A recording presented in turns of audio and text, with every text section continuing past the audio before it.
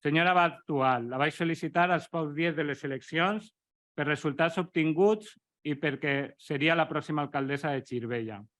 Espere que les amistats perilloses que s'ha buscat no tinguen conseqüències nefastes.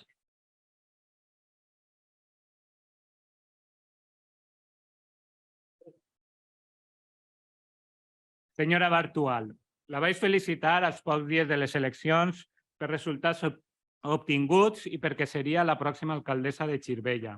Espere que les amistats perilloses que s'ha buscat no tinguin conseqüències nefastes per al nostre poble.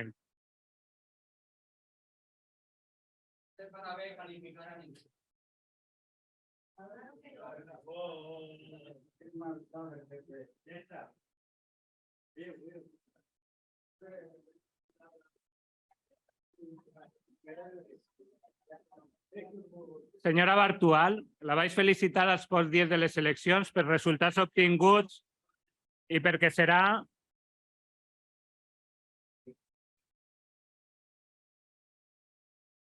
A veure, per favor,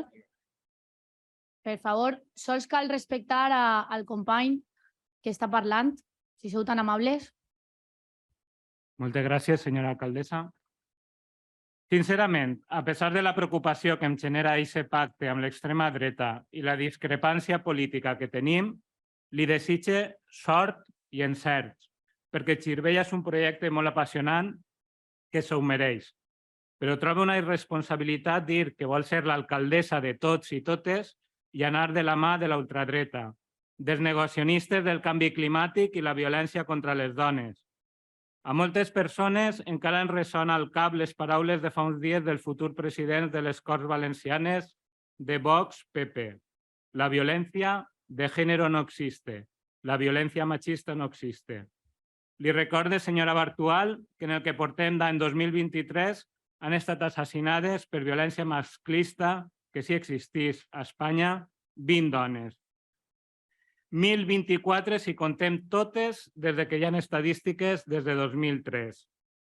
No pot actuar com si no passara res i això fora normal. Molta gent de totes les ideologies, incloent votants del PP i fins i tot persones de la seva pròpia candidatura, es han mostrat la seva preocupació. Preocupació, tot siga dit, més que justificada. Xirivella necessita d'una bona gestió i implicació per a resoldre els grans reptes que continuem tenint. Transport, ordenació urbanística, infraestructures com el subministrament d'aigua i no numerets per acontentar l'electorat més extremista.